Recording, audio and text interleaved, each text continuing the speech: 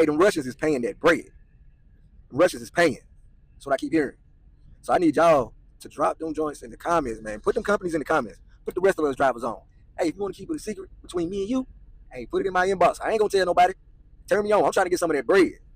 I see these boys making 2, 3K. I heard some of them talking about they making 4K a week. Come on, bro. You gotta turn me on, man. You can't have it all to yourself, man. It's enough out there for all of us. Drop it in the comments, man. Let me know what's up.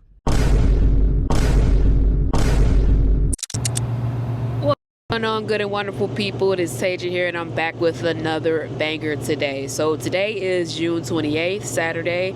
Currently at work, about to get off soon, but I do want to get back to a normal Saturday schedule. I know it's been inconsistent with my posting this month. I'm also getting used to, getting back, into the groove of things since I was on vacation last week. It is what it is. The show must go on. Now, this video is going to be different from the videos that I've done before. It's not going to be a video about me doing any type of commentary or reaction. Rather, it's going to be the video that I reacted to a few weeks ago, only I'm going to release the whole thing. So it was a video about Mr. Gela. Mr. Gela is a CEO of a trucking company out of Chicago. It's a Russian-speaking trucking company, and he was pretty much complaining about Trump's executive order, the English Language Proficiency mandate. And for those of you who don't know, the mandate actually went into effect. Sorry. The mandate actually, oh my God. The mandate actually went into effect this past Wednesday or Thursday. It went into effect on the 25th. And yeah, he was actually pretty mad about it. He complained about it for about 30 minutes. I reacted to only about 6-7 minutes of it. And he actually commented on the original video. So shout out to you, Mr. Gela. But for transparency and educational purposes, I want you guys to see the video in full and let me know what you guys think in the comments down below. Now, if you can make it to the very end, that would mean so much to me. And I appreciate that a lot. You guys are the best. So without further ado, let's get into it. And so the era of Russian-speaking trucking companies has come to an end. The current president of America has done and continues to do everything possible to bring us all to the edge of a precipice. Let's figure out together today how, in May 2025, business owners, drivers, workers, employees all of you ended up in such an uncertain and precarious situation. What contributed to this? This information will please the haters, those who despise Russian-speaking trucking companies and the entire trucking business, people who have never lifted a finger in their lives and now sitting on their couches are rejoicing, saying, well, we knew it. We told you so. Yeah, take that. So what's happening right now? For some reason, everyone is staying silent about this situation, as if it doesn't exist, trying to keep a calm expression and ignoring the massive and revolutionary changes happening in the trucking business and what all of this could lead us to. Not just what it could lead to, but what it has already led us to. There is an enormous shortage of long-haul truck drivers, but don't confuse this with a shortage of truck drivers in America. In America, there are more than enough truck drivers. In fact, according to statistics, there's actually an oversupply of more than 10%. No, the shortage is among drivers in Russian-speaking, post-Soviet, Eastern European trucking companies. These companies make up less than 10% of the entire freight transportation market.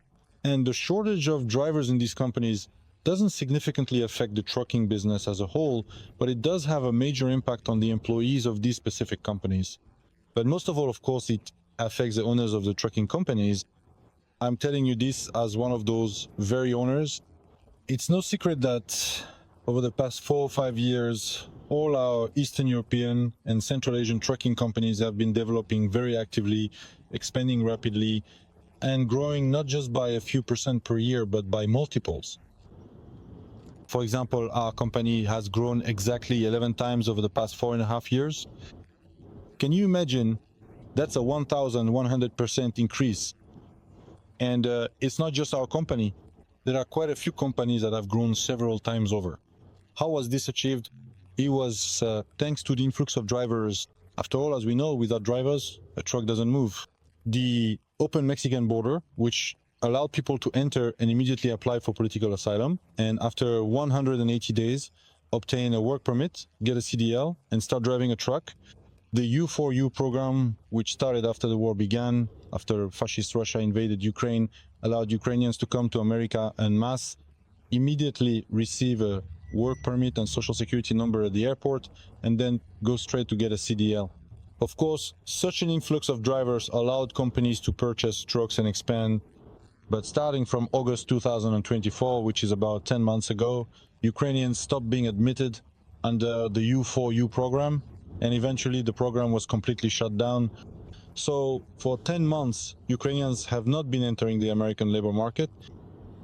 Starting in December, the Mexican border was restricted, and by February it was completely closed. And other nationalities like Georgians, Belarusians, Russians, Kazakhs, Uzbeks also stopped coming through the Mexican border to seek political asylum, and consequently are no longer expected to join the ranks of truck drivers in trucking companies.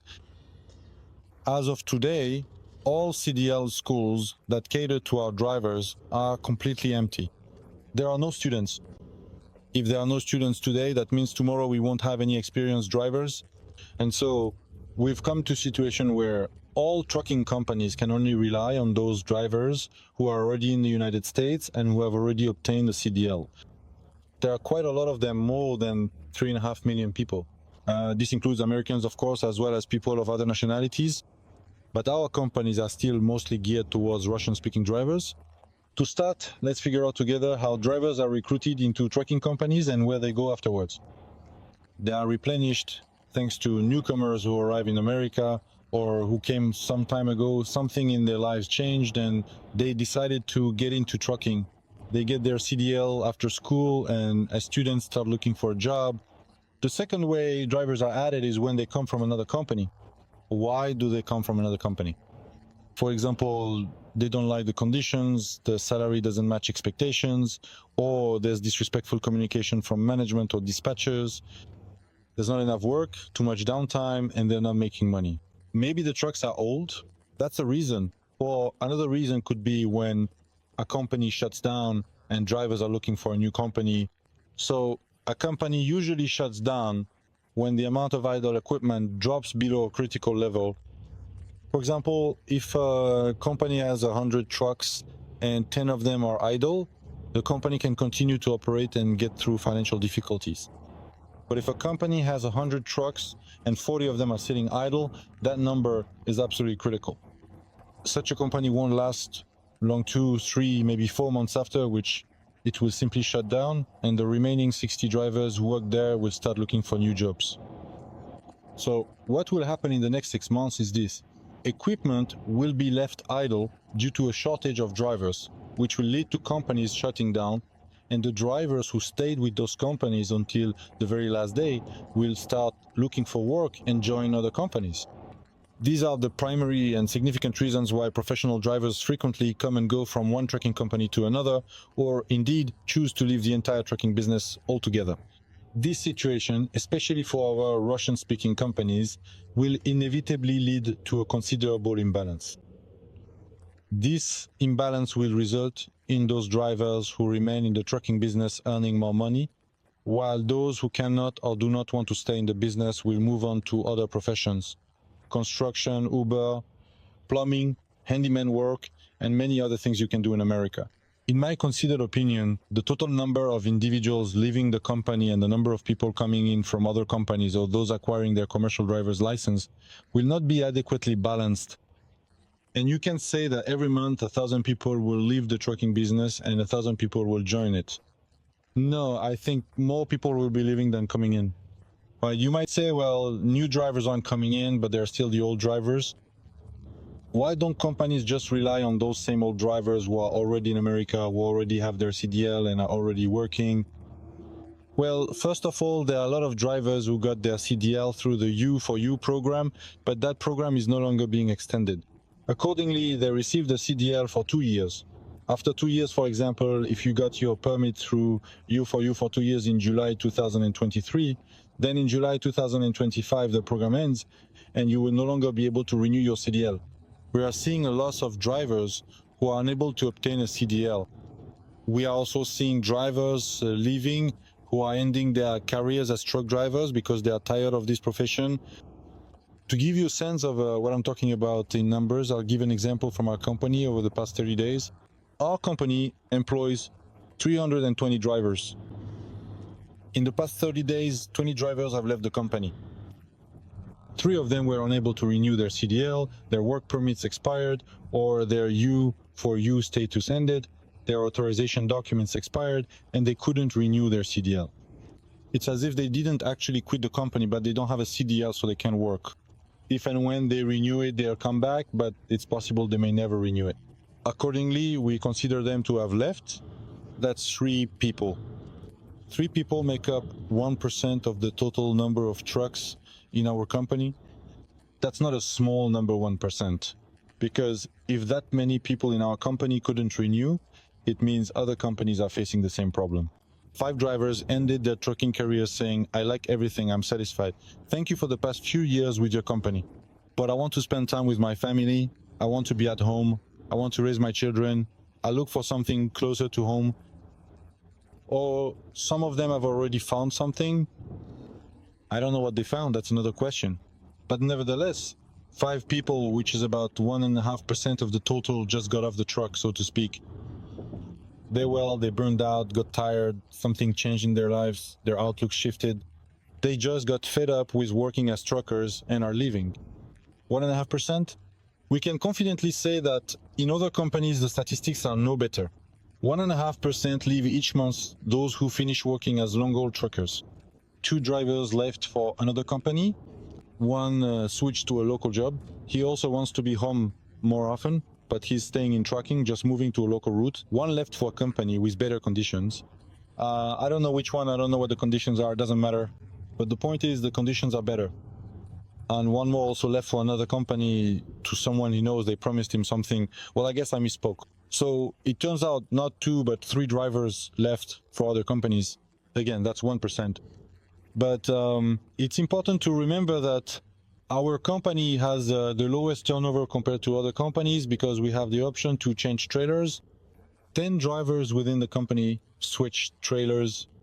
In fact, we should have had 13 people leave, but 3 went to other companies, and 10 switched from reefer to flatbed, from flatbed to reefer, from flatbed to car hauler. Somehow they managed to rotate within the company. If there hadn't been an option to change trailers, they would have left for other companies. And I can confidently say that in that case, 13 people would have left, and 13 out of 320 is already 4%. That's also the kind of number that many trucking companies face. 2 people left for 2 months for summer vacation. So for 2 months, they decided to go back to their homeland, wherever they live. It seems like 2 people isn't much, but that's also 0.8%. 4 drivers went on a 2-month vacation to study English. They didn't quit the company. They were scared by the new law. And literally 4 drivers, that's more than 1% of my drivers left for 2 months, basically, to attend English school. What will happen when they run out of the money they earned? I don't know. One thing's for sure, they definitely won't learn English. If someone couldn't learn it while driving a truck, it's unlikely they'll manage sitting on the couch next to the fridge, flipping through television channels. But everyone lives in their own illusions. Let them try. Nevertheless, the law comes into effect on the 25th of June, requiring every driver to be tested on their English proficiency and to be suspended from work if they fail. The law hasn't even taken effect yet, but 4 drivers have already taken leave in the past 30 days to study English. That's a loss too. And look, out of 320 trucks, we've lost 20 drivers in 30 days. That's about 7%. Yes, in the past 30 days, 20 new drivers have joined our company. In that sense, we've been lucky. Some have experience, some done students on internships, and those with experience go straight on the road. But this is still, so to speak, a remnant of luxury when students are still able to find trainers somewhere, when drivers are still migrating between companies. If we lost a few people, it means a few people also joined us. Naturally, there is what you might call driver migration. As a result, after 30 days, we lost 20 people, gained 20 people, and ended up with 320 drivers. But with each month, the number of drivers who leave will not decrease. It will always be between 7 and 10%. It will always be that way. There's nothing you can do about it. There will always be people ending their careers, always looking for local jobs. Their wives will have children, they'll have families, they'll have friends, and they'll always get tired. There's nothing you can do about it. There will always be a portion of drivers who leave one company for another, but that's a manageable number. Usually as many leave for another company, just as many come from some other company. But the group whose work permits are expiring, whose U4U program is ending, there will be no way to replenish them either. So for example, about 10% will always leave the company, and 5% of drivers can never be replaced because those 5% are either ending their careers or their documents are expiring. And the influx of new drivers under the conditions I mentioned earlier will no longer happen. 5% for our company is about 15 drivers per month.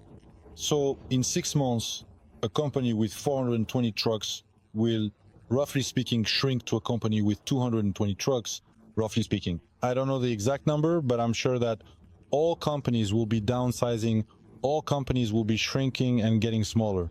There's nothing you can do about it. The only thing we can do is start attracting Americans, but Americans need W-2, they need a pension, they need certain conditions that in most cases our work system can't provide for them. Can we switch to W-2 or can we create such conditions for them? I don't know, I haven't looked into it. That's a topic for another video, not this one. At this stage, what we have is the downsizing of every trucking company, every Russian-speaking trucking company. No one will escape this. No matter what anyone tells you that they have a line of drivers, no one pays more than we do. No one offers better conditions than we do. No one has newer trucks than we do. Just this year, we've bought 50 new trucks, and that's only as of the end of May. So no one has better conditions than we do. That's 100% certain. I know who pays how much and what the conditions are everywhere. So if someone tells you all the companies are downsizing, but I'm the only one who isn't.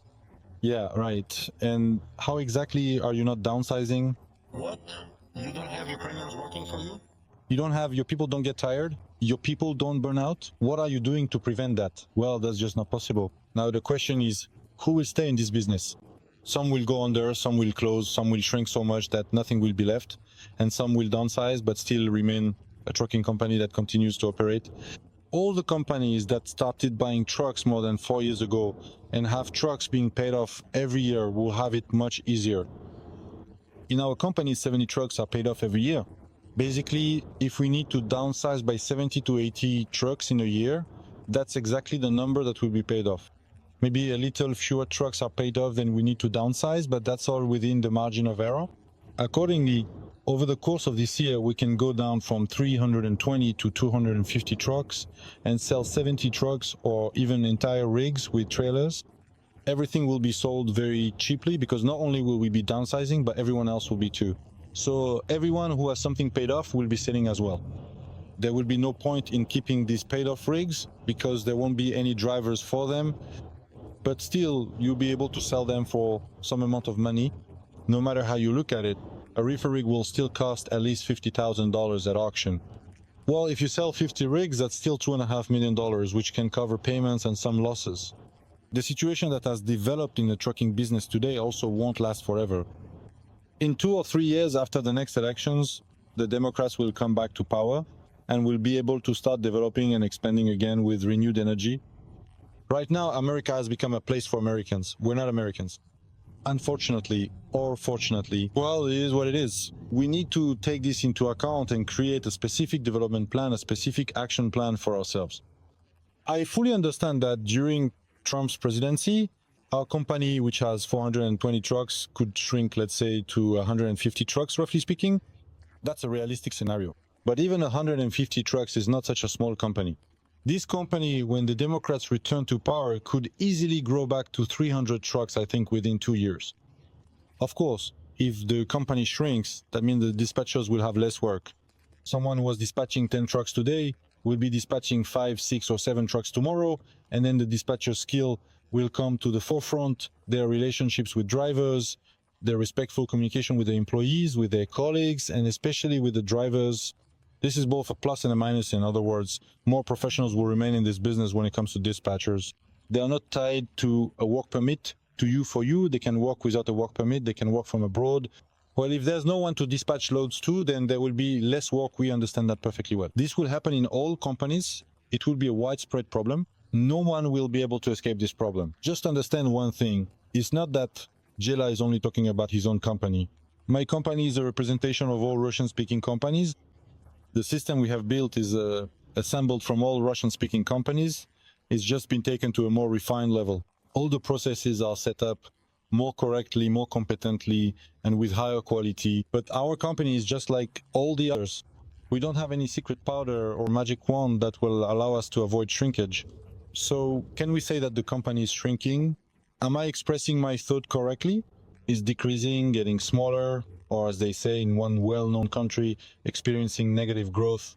Those companies that have been in business for less than 4 years or that haven't been actively purchasing trucks over the past 4 years, for us, over the past 4 years, we've bought about 70 trucks each year. Last year, we bought 100 trucks. Accordingly, in 4 years, 100 would be paid off. Well, let's average it out to 70. Those companies that haven't been making purchases or that took out loans not for 4 years but for 5, and for example started buying trucks 3 years ago, and their paid off trucks will only come in 2 years, it will of course be difficult for them to downsize. Of course, for such trucking companies, it will be hard to stay in business because the payments aren't going anywhere and the trucks will be sitting idle. So it turns out you're paying for trucks that aren't running, and attracting drivers will be a huge problem. Drivers need to understand which company they're working for. Are they working for a company that has financial reserves and a financial cushion?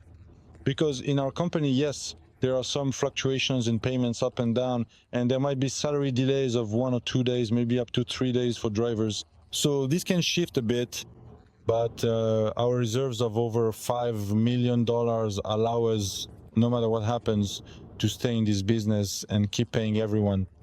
Yes, maybe we might delay someone's salary by 3 days, but we will pay it. In the next 6 months, there will be companies that simply will never pay it at all. And not because they're bad, not because they're doing it on purpose, but because there will be companies that just don't have the money to pay. They've already appeared, they already exist, but this situation will only scale up and get worse. Companies that have no financial limits, no financial reserves, won't be able to do anything about it, no matter how great businessmen they are. To survive a crisis tomorrow, you had to start doing something the day before yesterday. The companies that are a bit more cunning, more street smart, have already started offloading equipment. They've already started downsizing. Those who believe in miracles, in rosy dreams that something will change, well, they'll hold on for a while longer, but then they'll just collapse spectacularly. Just collapse, a total collapse when you come to work and half your trucks are sitting in the yard without drivers, and there's nothing you can do about it. What will happen to freight rates? Freight rates will start to rise. Driver salaries will very likely go up as well. By how much will they go up? I'm not ready to say by 5, 10, 15 cents. I don't know, but they will definitely go up. Those people who have the proper documents and speak English will be able to earn more than they do now. Owner-operators will also start earning more than they do now. Prices for used trucks will go down, but for new trucks, there's no room to fall. There is a cost price for them. Used truck prices will drop, and they will drop significantly. In my opinion, the salaries of Russian-speaking truck drivers, specifically Russian-speaking ones, will increase because our companies are tailored for Russian-speaking truckers. In American companies, salaries have never really grown, and they never will. They have a different system, and these new changes don't affect them in any way. They don't shrink. They don't have a driver shortage. In fact, they even have a surplus, you could say. There's no reason for them to raise salaries. We'll have to raise them out of necessity just to attract some drivers because the equipment will be sitting idle and something will need to be done. The era of rapidly growing, famous, large Russian-speaking trucking companies is gradually coming to an end. Those who stay in the business, and I'm sure many will do at different sizes and on a different scale if they've built their business models correctly, they'll still be able to survive. And in 3 or 4 years, they'll be able to make money again. Those who are mentally prepared to work for 3 or 4 years at break-even or even at a loss, because drivers would be earning more, owner-operators would be earning more. But the owners of trucking companies themselves will no longer be making more. Because in order to keep drivers at their company by raising their salaries, of course, These pay increases will come at the expense of the company's own profitability. You won't be able to pay both yourself and the driver. You have to save money somewhere. But since a truck can't go anywhere without a driver, you'll have to cut costs either on yourself or on the company. Our earnings will probably come from selling off the equipment we've paid off, as long as there aren't major losses that have to be covered by such sales. There's nothing scary about that. These are all just business processes. That's how it always is, that's how it always was and will be. In the jungle, the strongest will always win. In these jungles, there will always be predators and there will always be prey. That's the country, those are the rules. We're trying to adapt to these rules. I think the rules will keep changing. I'm sure that in the near future, they'll tighten the screws on lookbooks. No matter how you look at it, those screws were bound to be tightened sooner or later, and soon they will be. They've been cracking down on pickup trucks in a big way over the past few years. Yes, unfortunately, we're no longer needed.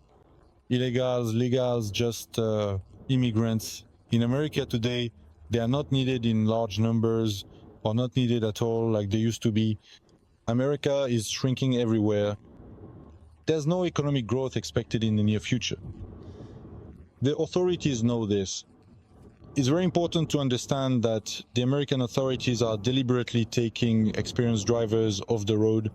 The rules of the game haven't changed for those who are getting their CDL. Not only have they closed the borders to new drivers coming in through the Mexican border, but today, a driver with 5 years of experience who doesn't speak English can lose their CDL. A person could have been driving in America for 5, 10, even 20 years, but if they don't understand the police officer's accent, they could lose their CDL.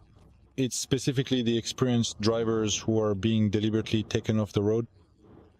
In Oklahoma, on May 20th, the governor is considering a law that would prohibit drivers without a green card or citizenship from passing through the state. It's called a non-domiciled CDL. I hope I said that correctly in English. If I got it wrong, guys, please write in the comments how to say that word, domestic. In other words, non-residents, those who don't live in America, are not allowed to drive a truck through the state. You have a CDL, you got it, you have legal status in the country, but if the governor signs the law, you won't be allowed to drive through Oklahoma because you don't have a green card or citizenship. They'll immediately confiscate your truck, that's it, along with the cargo and everything else. Plus, there's some kind of fine, $3,000 or something like that.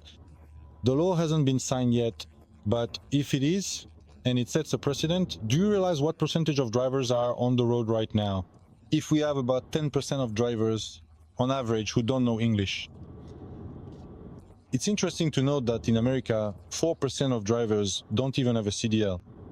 They just avoid the way stations. 4% of drivers in America drive trucks without a CDL. Think about that number. That's 150,000 drivers operating trucks without a CDL. They are not being stopped and they keep working. America is just that huge. So 10% are without English, 4% are without a CDL. I don't know how they're going to catch them, but somehow they will.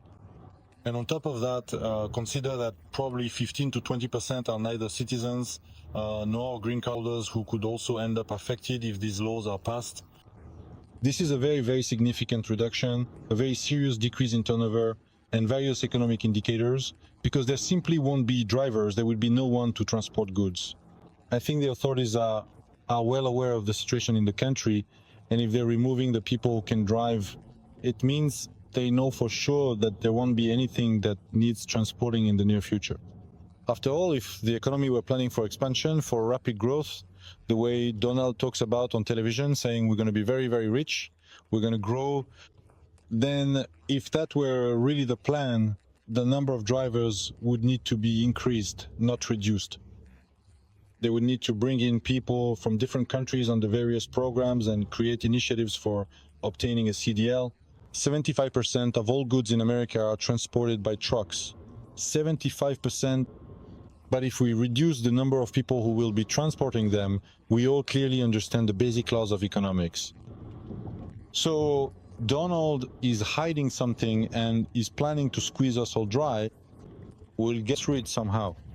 It's very, very hard to scare any of us who came from the former Soviet Union. Neither deportations, nor reforms, nor cutbacks, nor salary reductions, nor salary increases, which are also expected. As far as I understand, no driver shortages, no driver surpluses can scare us. We've all seen it before, and even if we haven't, we'll find a way to adapt.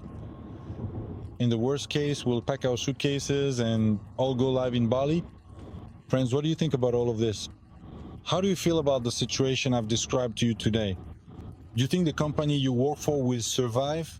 Or one fine morning on the 1st of September, your boss will call you or send a message, sorry, there's no money for diesel, leave the truck where it is, the bank will take it. I'm already in Dubai. If you're around, drop me a line. Subscribe to my Instagram channel, subscribe to my YouTube channel. If you are a CDL experienced driver and you have no problems with English, and you have citizenship, a green card, or you are a resident of America, if you are looking for a job with or without experience on dry van, reefer, flatbed, step deck, Conestoga, car hauler, lowboy, and you want to join a company that, no matter what, plans to stay in this business, then my phone number is listed at the bottom of the channel in the video description. Tell your friends, tell your acquaintances that Mr. Gela's company is not planning to leave the business. Mr. Gela's company will remain in the trucking industry for the coming years. And as soon as you need a job, as soon as your company dries up, you can always reach out to me. Thank you all for watching and have a great day. And if you made it this far, thank you so much for watching. You guys are the best audience on the internet, and if you enjoy content like this, please comment, rate, share, and subscribe. My stuff just fell. Please comment, rate, share, and subscribe. I'm Taja Woods, and I'll see you next time.